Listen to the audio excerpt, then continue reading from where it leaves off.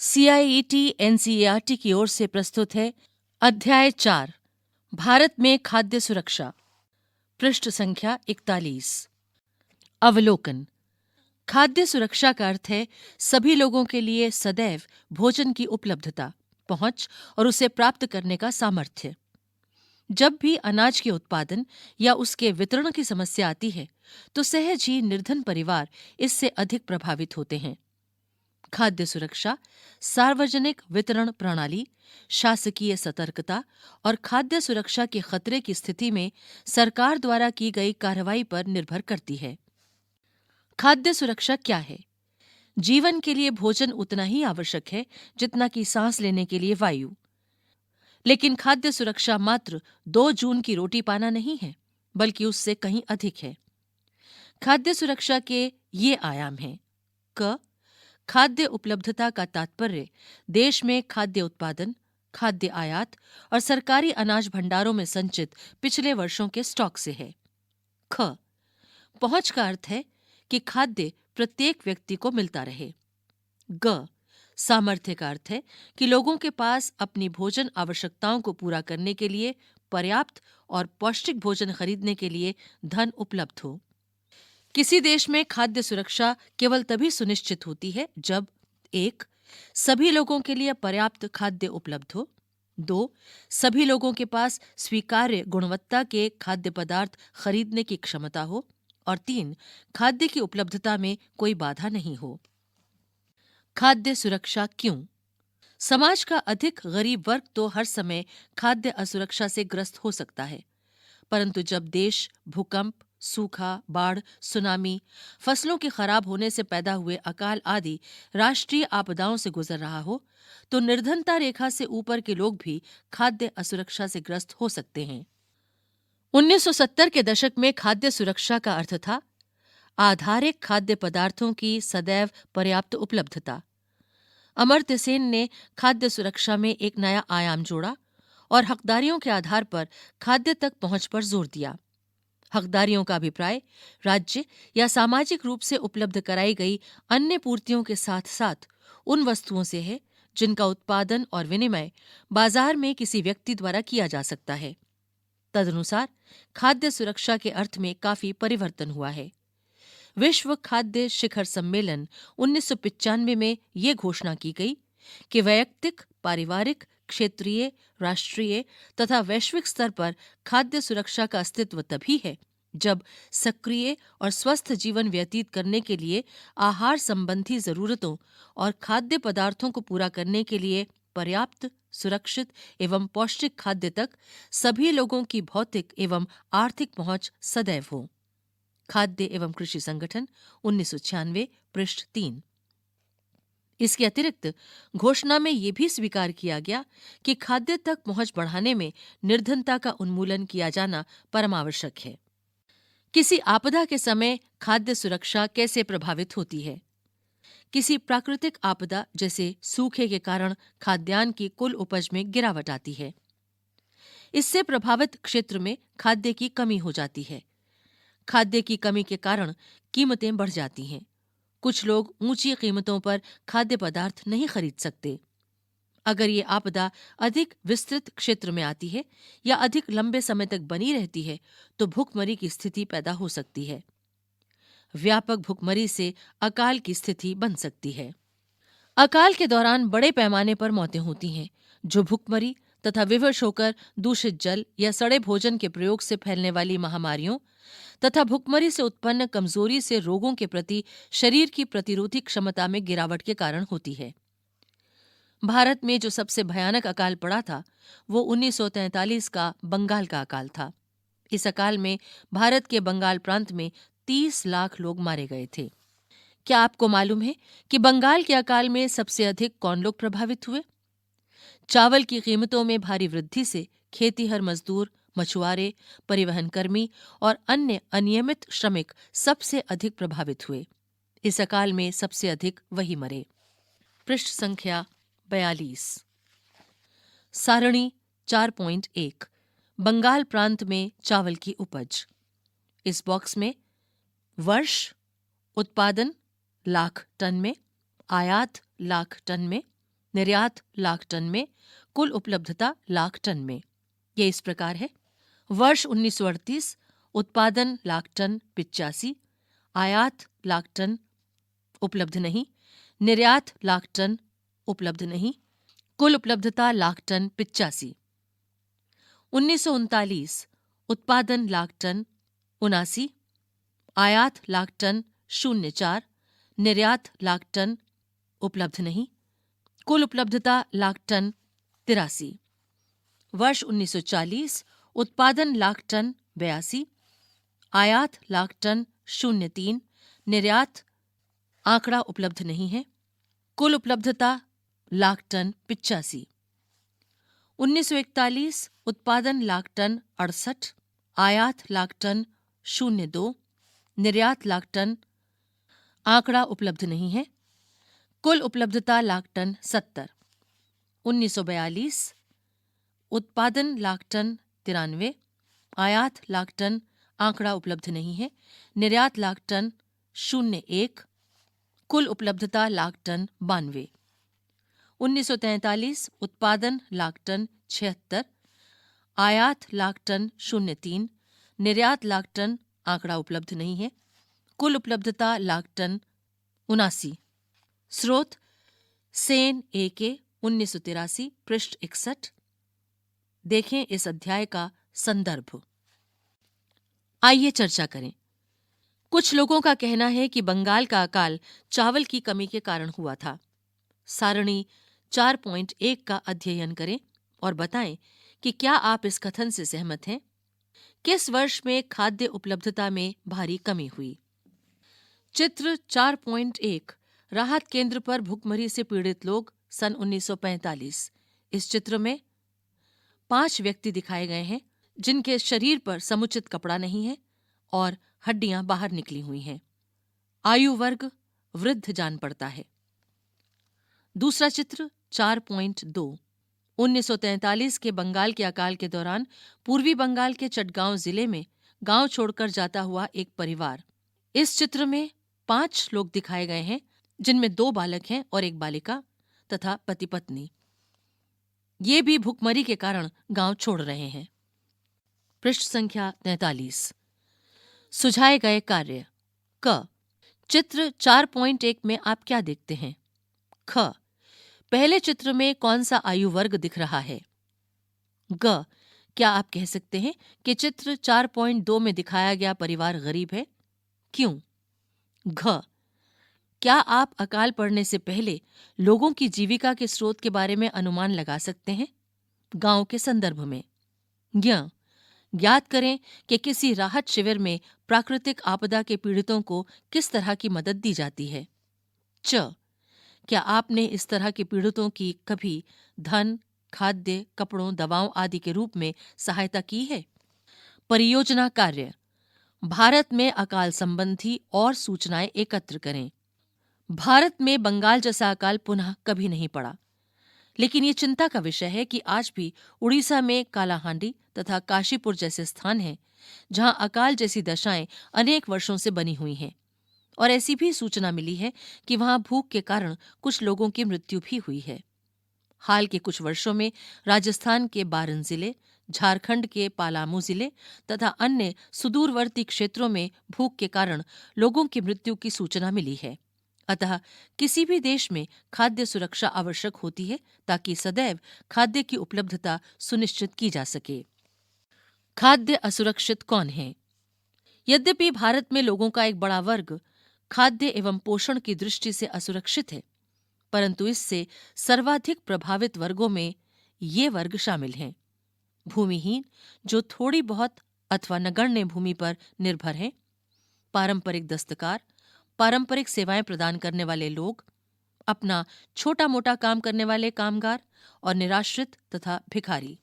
शहरी क्षेत्रों में खाद्य की दृष्टि से असुरक्षित वे परिवार हैं जिनके कामकाजी सदस्य प्रायः कम वेतन वाले व्यवसायों और अनियत श्रम बाजार में काम करते हैं। ये कामगार अधिकतर मौसमी कार्यों में लगे हैं और उनको इतनी कम मजदूरी दी जाती है कि वे मात्र जीवित रह सकते हैं। रामू की कहानी। रामू रायपुर गांव में कृषि क्षेत्रक में एक अनियत खेतीहर मजदूर के रूप में काम करता है। उसका सबसे बड़ा बेटा सोमू 10 वर्ष का है। वो भी गांव के सरपंच सतपाल सिंह के पशुओं की देखभाल करने वाले पाली के रूप में काम करता है। सोमू सरपंच के यहाँ पूरे वर्ष काम करता है और उसे इस काम के लिए सिर्फ 1,000 रुपए मिलते हैं। रामू के 3 और बेटे और 2 बेटियां हैं, लेकिन वे अभी बहुत कम उम्र के हैं और वे खेत में काम नहीं कर सकते। रामू की पत्नी सुनहरी भी पशुओं की सफाई करने और गोबर हटाने का काम अंशकालिक करती है। उसे अपने रोजाना काम के बदले आधा लीटर दूध और सब्जियों के साथ कुछ पका खाना मिलता है। इसके अलावा व्यस्त मौसम में वो अपने पति के साथ मिलकर खेतों में काम करती है और उनकी आमदनी बढ़ जाती है। कृषि एक मौसमी कार्य है और रामू को केवल बुआई, पौधारोपण और फसल की कटाई के समय काम मिलता है। वो वर्ष में फसल तैयार होने और पकने तक की अवधि के दौरान लगभग 4 महीने बेरोजगार रहता है। तब वो दूसरे कार्यों में काम की तलाश करता है। कभी कभी उसे ईंट भट्टे में या गांव में चल रहे निर्माण कार्यों में काम मिल जाता है। रामू अपने इन प्रयासों से नकद या फिर वस्तु रूप में इतना कमा लेता है जिससे वो अपने परिवार के 2 जून के भोजन के लिए जरूरी चीजें जुटा सके। बहरहाल, जब वो कहीं काम पाने में असफल रहता है तो उसे और उसके परिवार को वास्तव में कठिनाइयों का सामना करना पड़ता है और कभी-कभी उसके छोटे बच्चों को भूखे पेट ही सोना पड़ता है। परिवार को दूध तथा सब्जियां भोजन के साथ नियमित रूप से नहीं मिलती हैं। रामू कृषि कार्य की मौसमी प्रकृति के कारण अपनी बेरोजगारी के 4 महीनों में खाद्य की दृष्टि से असुरक्षित रहता है। पृष्ठ संख्या 44। आइए चर्चा करें। 1. कृषि एक मौसमी क्रिया क्यों है?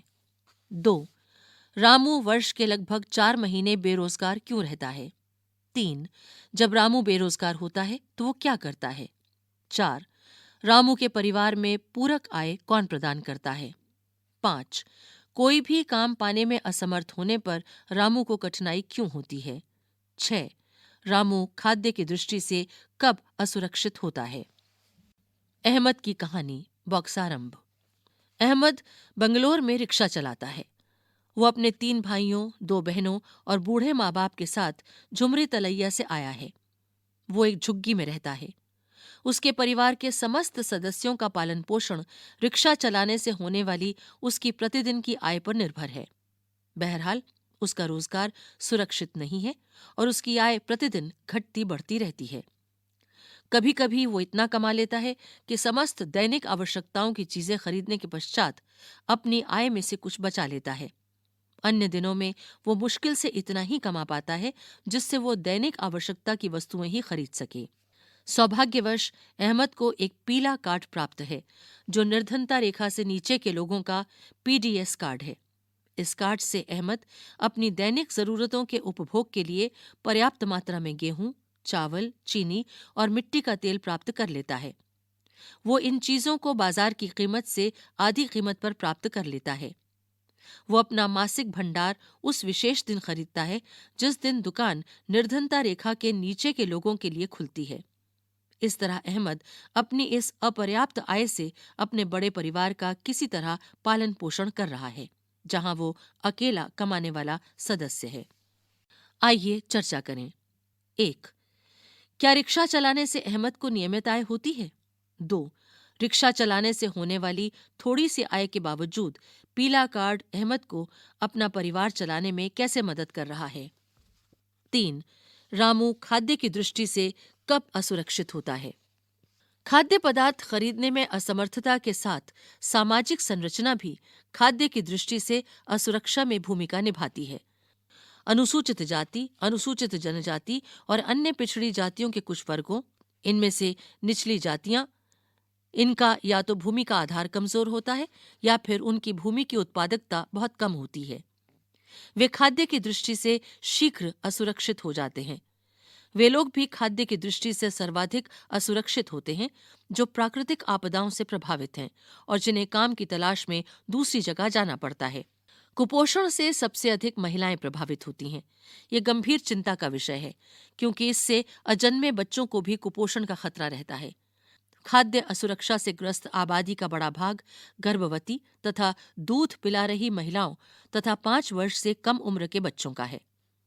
राष्ट्रीय स्वास्थ्य एवं पारिवारिक सर्वेक्षण NHFS 1998-99 के अनुसार भारत में ऐसी महिलाओं और बच्चों की संख्या 11 करोड़ के लगभग है।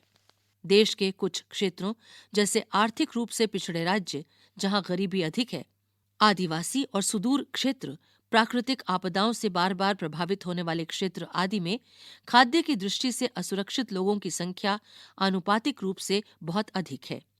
वास्तव में उत्तर प्रदेश, पूर्वी और दक्षिण पूर्वी हिस्से, बिहार, झारखंड, उड़ीसा, पश्चिम बंगाल, छत्तीसगढ़, मध्य प्रदेश और महाराष्ट्र के कुछ भागों में खाद्य की दृष्टि से असुरक्षित लोगों की सर्वाधिक संख्या है। भुखमरी खाद्य की दृष्टि से असुरक्षा को इंगित करने वाला एक दूसरा पहलू है। भुखमरी गरीबी की एक अभिव्यक्ति मात्र नहीं है, ये गरीबी लाती है। इस तरह खाद्य की दृष्टि से सुरक्षित होने से वर्तमान में भुखमरी समाप्त हो जाती है और भविष्य में भुखमरी का खतरा कम हो जाता है। भुखमरी के दीर्घकालिक और मौसमी आयाम होते हैं। दीर्घकालिक भुखमरी मात्रा एवं या गुणवत्ता के आधार पर अपर्याप्त आहार ग्रहण करने के कारण होती है। गरीब लोग अपनी अत्यंत निम्न आय और जीवित रहने के लिए खाद्य पदार्थ खरीदने में अक्षमता के कारण दीर्घकालिक भुखमरी से ग्रस्त होते हैं। मौसमी भुखमरी फसल उपजाने और काटने के चक्र से संबद्ध है। ये ग्रामीण क्षेत्रों की कृषि क्रियाओं की मौसमी प्रकृति के कारण तथा नगरीय क्षेत्रों में अनियमित श्रम के कारण होती है। जैसे बरसात के मौसम में अनियत निर्माण श्रमिक को कम काम रहता है। इस तरह की भुखमरी तब होती है जब कोई व्यक्ति पूरे वर्ष काम पाने में अक्षम रहता है। पृष्ठ संख्या 45। सारणी 4.2 में दिखाया गया है कि भारत में मौसमी और साथ ही दीर्घकालिक भुखमरी के प्रतिशत में गिरावट आई है। सारणी 4.2 भारत में भुखमरी से ग्रस्त परिवारों का प्रतिशत। वर्ष, भुखमरी के प्रकार, मौसमी, दीर्घकालिक, कुल। वर्ष: ग्रामीण 1983, मौसमी 16.2, दीर्घकालिक 2.3, कुल 18.5। वर्ष 1993-94, मौसमी 4.2, दीर्घकालिक 0.9, कुल 5.1। वर्ष 1999-2000, मौसमी 2.6, दीर्घकालिक 0.7, कुल 3.3। शहरी मौसमी भुखमरी 1983 5.6, दीर्घकालिक 0.8, कुल 6.4। 1993-94, मौसमी 1.1, दीर्घकालिक 0.5, कुल 1.6। वर्ष 1999-2000, मौसमी भुखमरी 0.6, दीर्घकालिक 0.3, कुल 0.9। स्रोत: सागर 2004, विद्या। देखें इस अध्याय का संदर्भ। स्वतंत्रता के बाद खाद्यान्नों में आत्मनिर्भर होना भारत का लक्ष्य रहा है। स्वतंत्रता के पश्चात भारतीय नीति निर्माताओं ने खाद्यान्नों में आत्मनिर्भरता प्राप्त करने के सभी उपाय किए। भारत ने कृषि में एक नई रणनीति अपनाई, जिसकी परिणति हरित क्रांति में हुई, विशेषकर गेहूं और चावल के उत्पादन में। तत्कालीन प्रधानमंत्री इंदिरा गांधी ने जुलाई 1968 में गेहूं क्रांति शीर्षक से एक विशेष डाक टिकट जारी कर कृषि के क्षेत्र में हरित क्रांति की प्रभावशाली प्रगति को आधिकारिक रूप से दर्ज किया। गेहूं की सफलता के बाद चावल के क्षेत्र में इस सफलता की पुनरावृत्ति हुई। बहरहाल अनाज की उपज में वृद्धि समानुपातिक नहीं थी। पंजाब और हरियाणा में सर्वाधिक वृद्धि दर दर्ज की गई, जहां अनाजों का उत्पादन 1964-65 के 72.3 लाख टन की तुलना में बढ़कर 2009-2010 में 218 करोड़ टन पर पहुंच गया, जो अब तक का सर्वाधिक ऊंचा रिकॉर्ड था। महाराष्ट्र, मध्य प्रदेश, बिहार, उड़ीसा और पूर्वोत्तर राज्यों में उत्पादन का स्तर पिछड़ता रहा। दूसरी तरफ तमिलनाडु और आंध्र प्रदेश में चावल के उत्पादन में उल्लेखनीय वृद्धि हुई। पृष्ठ 45 पर ही एक चित्र है, चित्र संख्या 4.3। इसमें पंजाब का एक किसान दर्शाया गया है। ये किसान HYV प्रकारों वाले गेहूं के एक खेत के सामने है जिस पर हरित क्रांति आधारित है। सुझाई गई क्रियाएं। निकट के किसी गांव में कुछ खेतों पर जाएं और किसानों द्वारा उपजाई गई खाद्य फसलों का ब्यौरा एकत्रित करें। भारत में खाद्य सुरक्षा। 70 के दशक के प्रारंभ में हरित क्रांति के आने के बाद से मौसम की विपरीत दशाओं के दौरान भी देश में अकाल नहीं पड़ा है। देश भर में उपजाई जाने वाली विविध फसलों के कारण भारत पिछले 30 वर्षों के दौरान खाद्यान्नों के मामले में आत्मनिर्भर बन गया है।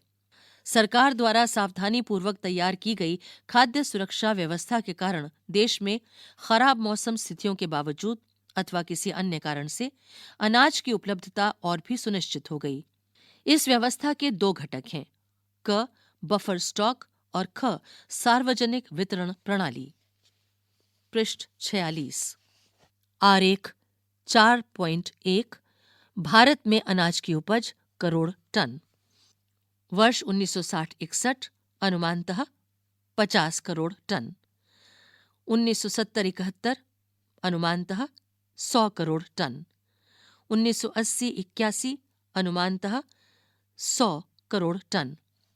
1990-91 अनुमानतः 150 करोड़ टन। 2001 अनुमानतः 150 करोड़ टन। 2001-2002 अनाज की उपज 200 करोड़ टन। वर्ष 2002-2003 अनुमानतः 150 करोड़ टन। वर्ष 2003-2004 अनाज की उपज 200 करोड़ टन। 2005-2006 अनाज की उपज अनुमानतः 200 करोड़ टन। 2009-2010 अनाज की उपज करोड़ टन, अनुमानतः 200 करोड़ टन। स्रोत आर्थिक सर्वेक्षण 2011-2012। आइए चर्चा करें। आरेख 4.1 का अध्ययन करें और इन प्रश्नों के उत्तर दें। 1. हमारे देश में किस वर्ष में अनाज उत्पादन 200 करोड़ टन प्रतिवर्ष से अधिक हुआ? 2. भारत में किस दशक में अनाज उत्पादन में सर्वाधिक दशकीय वृद्धि हुई? 3. क्या 2000-2001 से भारत में उत्पादन में वृद्धि स्थायी है? बफर स्टॉक क्या है? बफर स्टॉक भारतीय खाद्य निगम FCI के माध्यम से सरकार द्वारा अधिप्राप्त अनाज, गेहूं और चावल का भंडार है। भारतीय खाद्य निगम अधिशेष उत्पादन करने वाले राज्यों में किसानों से गेहूं और चावल खरीदता है। किसानों को उनकी फसल के लिए पहले से घोषित कीमतें दी जाती हैं। इस मूल्य को न्यूनतम समर्थित कीमत कहा जाता है। इन फसलों के उत्पादन को प्रोत्साहन देने के उद्देश्य से बुआई के मौसम से पहले सरकार न्यूनतम समर्थित कीमत की घोषणा करती है। खरीदे हुए अनाज खाद्य भंडारों में रखे जाते हैं। क्या आप जानते हैं कि सरकार बफर स्टॉक क्यों बनाती है? ऐसा कमी वाले क्षेत्रों में और समाज के गरीब वर्गों में बाजार कीमत से कम कीमत पर अनाज के वितरण के लिए किया जाता है। इस कीमत को निर्गम कीमत भी कहते हैं। ये खराब मौसम में या फिर आपदा काल में अनाज की कमी की समस्या हल करने में भी मदद करता है। सार्वजनिक वितरण प्रणाली क्या है? भारतीय खाद्य निगम द्वारा अधिप्राप्त अनाज को सरकार विनियमित राशन दुकानों के माध्यम से समाज के गरीब वर्गों में वितरित करती है। इसे सार्वजनिक वितरण प्रणाली PDS कहते हैं। अब अधिकांश क्षेत्रों, गांवों, कस्बों और शहरों में राशन की दुकानें हैं। देश भर में लगभग 5.5 लाख राशन की दुकानें हैं। राशन की दुकानों में, जिन्हें उचित दर वाली दुकानें कहा जाता है, चीनी, खाद्यान्न और खाना पकाने के लिए मिट्टी के तेल का भंडार होता है। ये सब बाजार कीमत से कम कीमत पर लोगों को बेचा जाता है। राशन कार्ड रखने वाला कोई भी परिवार प्रतिमाह इनकी एक अनुबंधित मात्रा, जैसे 35 किलोग्राम अनाज, 5 लीटर मिट्टी का तेल, 5 किलोग्राम चीनी आदि निकटवर्ती राशन की दुकान से खरीद सकता है। राशन कार्ड 3 प्रकार के होते हैं। क. निर्धनों में भी निर्धन लोगों के लिए अंत्योदय कार्ड। ख. निर्धनता रेखा से नीचे के लोगों के लिए BPL कार्ड। और ग. अन्य लोगों के लिए APL कार्ड। पृष्ठ 47। सुझाई गई क्रियाएं। अपने इलाके की राशन की दुकान पर जाएं और वहां से ये ब्यौरा प्राप्त करें। 1. राशन की दुकान कब खुलती है? 2. राशन की दुकान पर कौन कौन सी चीजें बेची जाती हैं? 3. निर्धनता की रेखा से नीचे वाले परिवारों के लिए राशन की दुकान के चावल और चीनी की कीमत की तुलना किसी अन्य किराने की दुकान की कीमतों से करें। पता लगाएं। 1. क्या आपके पास राशन कार्ड है? 2. इस राशन कार्ड से आपके परिवार ने हाल में कौन सी चीज खरीदी है? 3. क्या उन्हें किसी तरह की समस्याओं का सामना करना पड़ता है? 4. राशन की दुकानें क्यों जरूरी हैं? पृष्ठ 47 पर ही एक चित्र है, चित्र संख्या 4.4। इसमें कुछ महिलाएं कतार में लगी हैं और राशन की दुकान पर खड़ी हैं, राशन ले रही हैं। भारत में राशन व्यवस्था की शुरुआत बंगाल के अकाल की पृष्ठभूमि में 1940 के दशक में हुई। हरित क्रांति से पूर्व भारी खाद्य संकट के कारण 60 के दशक के दौरान राशन प्रणाली पुनर्जीवित की गई। गरीबी के उच्च स्तरों को ध्यान में रखते हुए 70 के दशक के मध्य एनएसएसओ की रिपोर्ट के अनुसार खाद्य संबंधी 3 महत्वपूर्ण अंतःक्षेप कार्यक्रम प्रारंभ किए गए। सार्वजनिक वितरण प्रणाली, जो पहले से ही थी लेकिन उसे और मजबूत किया गया। एकीकृत बाल विकास सेवाएं आईसीडीएस, जो प्रायोगिक आधार पर 1975 में शुरू की गईं। और काम के बदले अनाज एफएफडब्ल्यू 1977-78 में प्रारंभ। इन वर्षों में कई नए कार्यक्रम शुरू किए गए हैं और कार्यक्रमों को चलाने के बढ़ते अनुभवों के आधार पर अन्य कार्यक्रमों का पुनर्गठन किया गया। वर्तमान में अनेक गरीबी उन्मूलन कार्यक्रम पीएपी चल रहे हैं, जो अधिकतर ग्रामीण क्षेत्रों में हैं। इनमें स्पष्ट रूप से घटक खाद्य भी है, जहां सार्वजनिक वितरण प्रणाली, दोपहर का भोजन आदि विशेष रूप से खाद्य की दृष्टि से सुरक्षा के कार्यक्रम हैं। अधिकतर पीएपी भी खाद्य सुरक्षा बढ़ाते हैं। रोजगार कार्यक्रम गरीबों की आय में बढ़ोतरी कर खाद्य सुरक्षा में बड़ा योगदान करते हैं। सुझाए गए क्रियाकलाप। सरकार की ओर से शुरू किए गए खाद्य पर आधारित कार्यक्रमों की विस्तृत जानकारी एकत्र करें। संकेत: ग्रामीण वेतन रोजगार कार्यक्रम, रोजगार गारंटी योजना, संपूर्ण ग्रामीण रोजगार योजना, दोपहर का भोजन, एकीकृत बाल विकास सेवाएं आदि। अपने शिक्षक के साथ चर्चा करें। पृष्ठ संख्या 48। सार्वजनिक वितरण प्रणाली की वर्तमान स्थिति। सार्वजनिक वितरण प्रणाली खाद्य सुरक्षा सुनिश्चित करने की दिशा में भारत सरकार का सर्वाधिक महत्वपूर्ण कदम है। प्रारंभ में ये प्रणाली सबके लिए थी और निर्धनों और गैर निर्धनों के बीच कोई भेद नहीं किया जाता था। बाद के वर्षों में सार्वजनिक वितरण प्रणाली को अधिक दक्ष और अधिक लक्षित बनाने के लिए संशोधित किया गया। 1992 में देश के 1700 ब्लॉकों में संशोधित सार्वजनिक वितरण प्रणाली आरपीडीएस शुरू की गई। इसका लक्ष्य दूर दराज और पिछड़े क्षेत्रों में सार्वजनिक वितरण प्रणाली से लाभ पहुंचाना था। जून 1997 से सभी क्षेत्रों में गरीबों को लक्षित करने के सिद्धांत को अपनाने के लिए लक्षित सार्वजनिक वितरण प्रणाली टीपीडीएस प्रारंभ की गई। ये पहला मौका था जब निर्धनों और गैर निर्धनों के लिए विभेदक कीमत नीति अपनाई गई। इसके अलावा सन 2000 में 2 विशेष योजनाएं, अंत्योदय अन्न योजना और अन्नपूर्णा योजना प्रारंभ की गईं।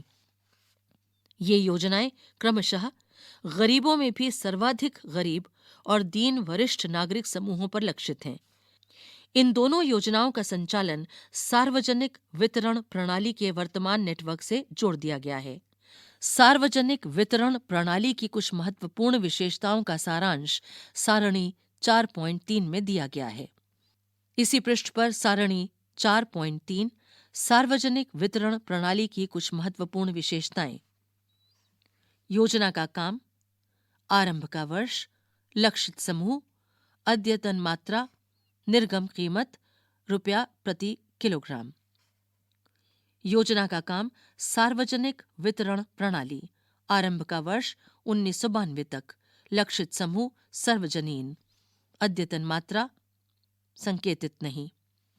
निर्गम कीमत रुपया प्रति किलोग्राम, गेहूं 2.34, चावल 2.89। संशोधित सार्वजनिक वितरण प्रणाली, आरंभ का वर्ष 1992। लक्षित समूह पिछड़े ब्लॉक। अद्यतन मात्रा 20 किलोग्राम खाद्यान्न। निर्गम कीमत गेहूं 2.80 रुपए प्रति किलोग्राम, चावल 3.77 रुपए प्रति किलोग्राम। लक्षित सार्वजनिक वितरण प्रणाली। आरंभ का वर्ष 1997। लक्षित समूह निर्धन और गैर निर्धन। अद्यतन मात्रा 35 किलोग्राम खाद्यान्न। निर्गम कीमत बीपीएल गेहूं 2.5 रुपया प्रति किलोग्राम, चावल 3.5 रुपया प्रति किलोग्राम, एपीएल गेहूं 4.5 रुपया प्रति किलोग्राम, चावल 7 रुपया प्रति किलोग्राम। अंत्योदय अन्न योजना। आरंभ का वर्ष 2000। लक्षित समूह निर्धनों में सबसे निर्धन। अद्यतन मात्रा 35 किलोग्राम खाद्यान्न। गेहूं 2 रुपया प्रति किलोग्राम, चावल 3 रुपया प्रति किलोग्राम। अन्नपूर्णा योजना। आरंभ का वर्ष 2000। लक्षित समूह दीन वरिष्ठ नागरिक। अद्यतन मात्रा 10 किलोग्राम खाद्यान्न। निर्गम कीमत निःशुल्क। नोट: बीपीएल निर्धनता रेखा से नीचे, एपीएल निर्धनता रेखा से ऊपर। स्रोत आर्थिक सर्वेक्षण। इन वर्षों के दौरान सार्वजनिक वितरण प्रणाली मूल्यों को स्थिर बनाने और सामर्थ्य अनुसार कीमतों पर उपभोक्ताओं को खाद्यान्न उपलब्ध कराने की सरकार की नीति में सर्वाधिक प्रभावी साधन सिद्ध हुई है। इसने देश के अनाज की अधिशेष क्षेत्रों से कमी वाले क्षेत्रों में खाद्य पूर्ति के माध्यम से अकाल और भुखमरी की व्यापकता को रोकने में एक महत्वपूर्ण भूमिका निभाई है। इसके अतिरिक्त आमतौर पर निर्धन परिवारों के पक्ष में कीमतों का संशोधन होता रहा है। न्यूनतम समर्थित कीमत और अधिप्राप्ति ने खाद्यान्नों के उत्पादन की वृद्धि में योगदान दिया है तथा कुछ क्षेत्रों में किसानों को आय सुरक्षा प्रदान की है।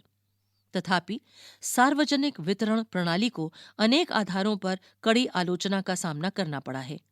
अनाजों से ठसाठस भरे अन्न भंडारों के बावजूद भुखमरी की घटनाएं हो रही हैं। एफसीआई के भंडार अनाज से भरे हैं। कहीं अनाज सड़ रहा है तो कुछ स्थानों पर चूहे अनाज खा रहे हैं। आरेख 4.2 वर्ष 2002 तक खाद्यान्न के बढ़ते हुए स्टॉक को बता रहा है।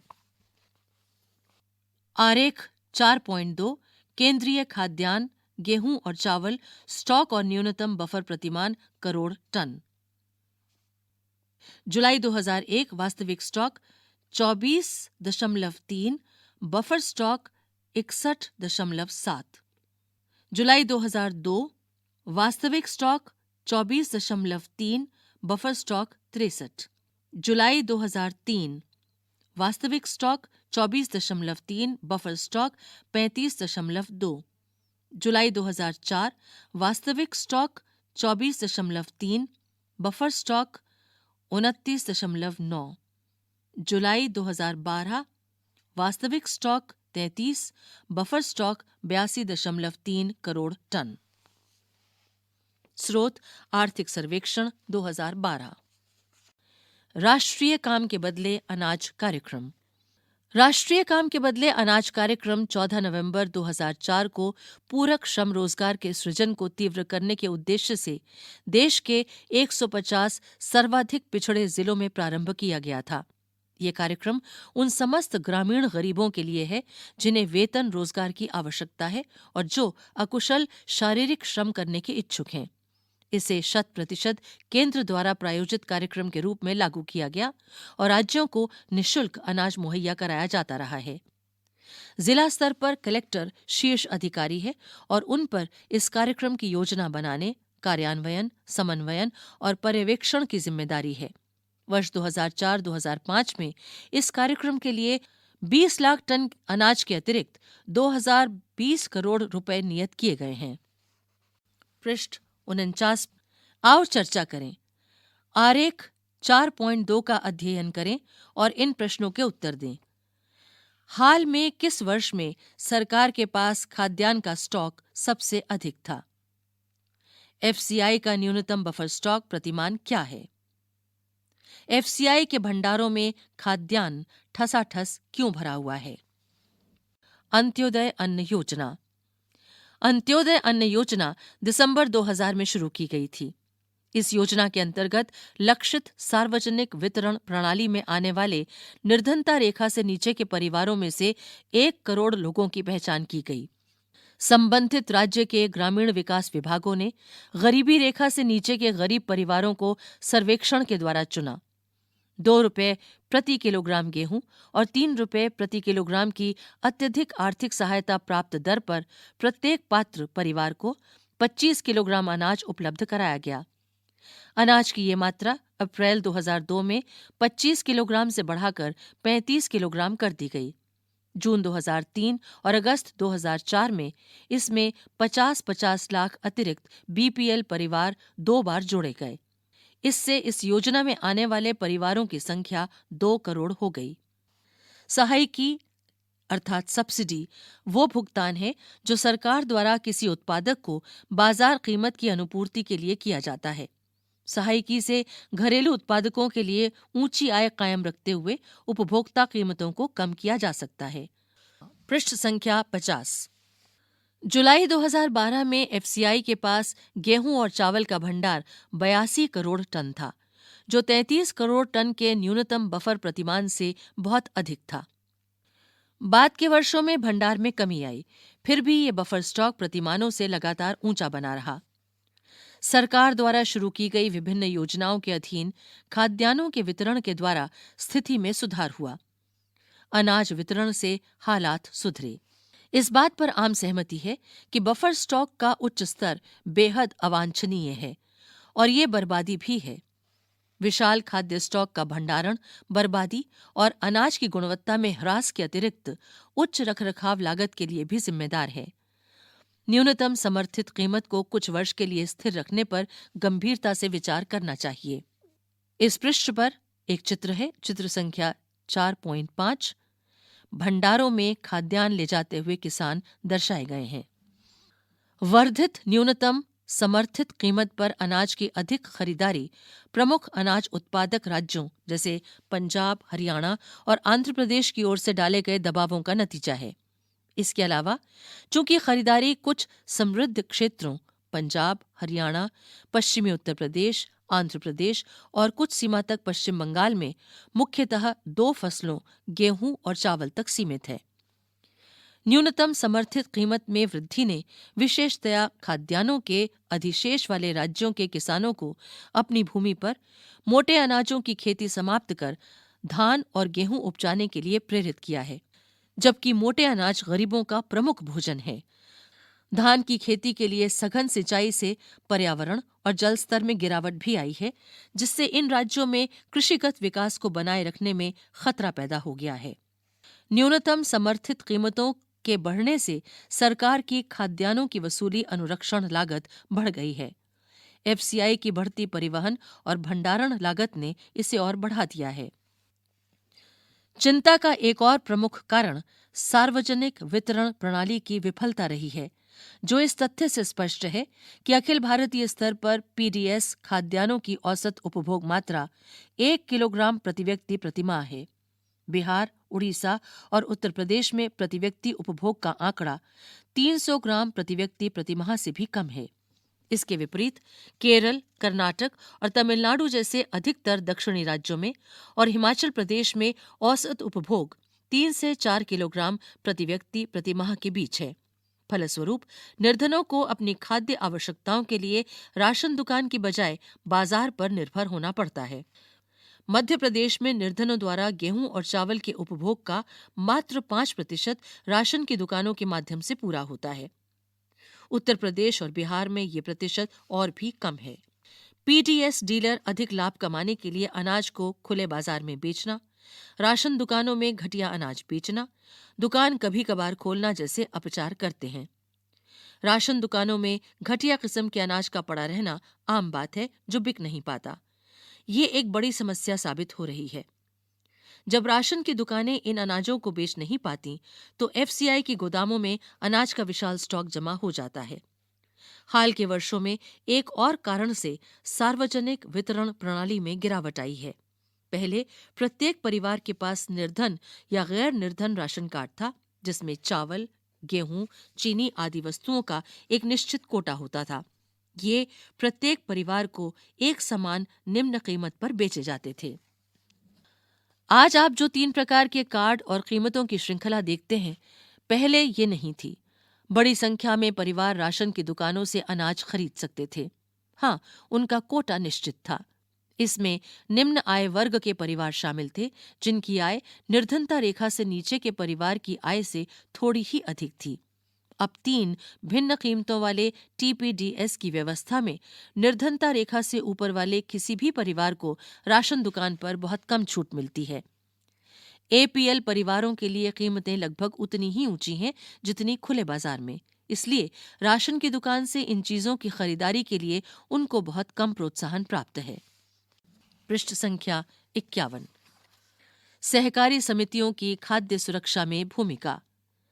भारत में, विशेषकर देश के दक्षिणी और पश्चिमी भागों में, सहकारी समितियां भी खाद्य सुरक्षा में एक महत्वपूर्ण भूमिका निभा रही हैं। सहकारी समितियां निर्धन लोगों को खाद्यान्न की बिक्री के लिए कम कीमत वाली दुकानें खोलती हैं। उदाहरणार्थ, तमिलनाडु में जितनी राशन की दुकानें हैं, उनमें से करीब 94% सहकारी समितियों के माध्यम से चलाई जा रही हैं। दिल्ली में मदर डेयरी उपभोक्ताओं को दिल्ली सरकार द्वारा निर्धारित नियंत्रित दरों पर दूध और सब्जियां उपलब्ध कराने में तेजी से प्रगति कर रही है। गुजरात में दूध तथा दुग्ध उत्पादों में अमूल एक और सफल सहकारी समिति का उदाहरण है। इसने देश में श्वेत क्रांति ला दी है। देश के विभिन्न भागों में कार्यरत सहकारी समितियों के और अनेक उदाहरण हैं, जिन्होंने समाज के विभिन्न वर्गों के लिए खाद्य सुरक्षा सुनिश्चित कराई है। इसी तरह महाराष्ट्र में academy of development science ADS ने विभिन्न क्षेत्रों में अनाज बैंकों की स्थापना के लिए गैर सरकारी संगठनों के नेटवर्क में सहायता की है। एडीएस गैर सरकारी संगठनों के लिए खाद्य सुरक्षा के विषय में प्रशिक्षण और क्षमता निर्माण कार्यक्रम संचालित करती है। अनाज बैंक अब धीरे धीरे महाराष्ट्र के विभिन्न भागों में खुलते जा रहे हैं। अनाज बैंकों की स्थापना गैर सरकारी संगठनों के माध्यम से उन्हें फैलाने और खाद्य सुरक्षा पर सरकार की नीति को प्रभावित करने में एडीएस की कोशिश रंग ला रही है। एडीएस अनाज बैंक कार्यक्रम को एक सफल और नए प्रकार के खाद्य सुरक्षा कार्यक्रम के रूप में स्वीकृति मिली है। सारांश। किसी देश की खाद्य सुरक्षा तब सुनिश्चित होती है जब उसके सभी नागरिकों को पोषक भोजन उपलब्ध होता है। सभी व्यक्तियों के पास स्वीकार्य गुणवत्ता के खाद्य खरीदने की सामर्थ्य होती है और भोजन तक पहुंचने में कोई अवरोध नहीं होता। निर्धनता रेखा से नीचे रह रहे लोग खाद्य की दृष्टि से सदैव ही असुरक्षित रह सकते हैं, जबकि संपन्न लोग भी आपदाओं के समय खाद्य की दृष्टि से असुरक्षित हो सकते हैं। यद्यपि भारत में लोगों का एक बड़ा वर्ग खाद्य और पोषक तत्वों की असुरक्षा से ग्रस्त है, सबसे अधिक प्रभावित समूह ग्रामीण क्षेत्रों में भूमिहीन और गरीब परिवार, बहुत कम वेतन वाले कार्यों में लगे लोग और शहरी क्षेत्रों में मौसमी कार्यों में लगे अनियत श्रमिक हैं। देश के कुछ क्षेत्रों में खाद्य की दृष्टि से असुरक्षित लोगों की बड़ी संख्या तुलनात्मक रूप से बहुत अधिक है, जैसे आर्थिक रूप से पिछड़े राज्यों में जहां बहुत अधिक गरीबी है, जनजातियों वाले व दूरस्थ क्षेत्रों में और ऐसे क्षेत्रों में जहां प्राकृतिक आपदाएं आती रहती हैं। समाज के सभी वर्गों के लिए खाद्य की उपलब्धता सुनिश्चित करने के लिए भारत सरकार ने सावधानीपूर्वक खाद्य सुरक्षा प्रणाली तैयार की है, जिसके 2 घटक हैं, क बफर स्टॉक और ख सार्वजनिक वितरण प्रणाली। सार्वजनिक वितरण प्रणाली के अतिरिक्त कई निर्धनता उन्मूलन कार्यक्रम भी शुरू किए गए, जिनमें खाद्य सुरक्षा का घटक भी शामिल था। इनमें से कुछ कार्यक्रम हैं: एकीकृत बाल विकास सेवाएं, काम के बदले अनाज, दोपहर का भोजन, अंत्योदय अन्न योजना आदि। खाद्य सुरक्षा उपलब्ध कराने में सरकार की भूमिका के अतिरिक्त अनेक सहकारी समितियां और गैर सरकारी संगठन भी हैं जो इस दिशा में तेजी से काम कर रहे हैं। पृष्ठ संख्या 52। अभ्यास 1। भारत में खाद्य सुरक्षा कैसे सुनिश्चित की जाती है? 2। कौन लोग खाद्य असुरक्षा से अधिक ग्रस्त हो सकते हैं? 3। भारत में कौन से राज्य खाद्य असुरक्षा से अधिक ग्रस्त हैं? 4। क्या आप मानते हैं कि हरित क्रांति ने भारत को खाद्यान्न में आत्मनिर्भर बना दिया है? कैसे? 5। भारत में लोगों का एक वर्ग अब भी खाद्य से वंचित है, व्याख्या कीजिए। 6. जब कोई आपदा आती है तो खाद्य पूर्ति पर क्या प्रभाव होता है? 7. मौसमी भुखमरी और दीर्घकालिक भुखमरी में भेद कीजिए। 8. गरीबों को खाद्य सुरक्षा देने के लिए सरकार ने क्या किया? सरकार की ओर से शुरू की गई किन्हीं 2 योजनाओं की चर्चा कीजिए। 9. सरकार बफर स्टॉक क्यों बनाती है? 10. टिप्पणी लिखें। क. न्यूनतम समर्थित कीमत। ख. Buffer stock. ग. निर्गम कीमत। घ. उचित दर की दुकान। 11. राशन की दुकानों के संचालन में क्या समस्याएं हैं? 12. खाद्य और संबंधित वस्तुओं को उपलब्ध कराने में सहकारी समितियों की भूमिका पर एक टिप्पणी लिखें। संदर्भ: देव एस महेंद्र, कानन केपी और रामचंद्रन नीरा। संपादित 2003। Towards a food secure India, issues and policies, institute for human development, नई Delhi. HFO 1996, world food summit 1995, food and agricultural organisation, Rome. आर्थिक सर्वेक्षण 2002 से 2003, 2003-2004, 2004-2005, वित्त मंत्रालय, भारत सरकार, नई Delhi. IIPS 2000, national health and family survey 2, international institute of population sciences, Mumbai.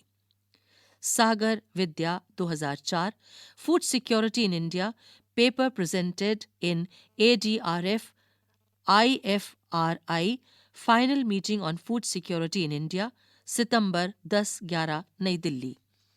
Saxena NC 2004, synergising government effort for food security, Swaminathan MS और Medrano Pedro. संपादित में towards hunger free India, east west books, Chennai.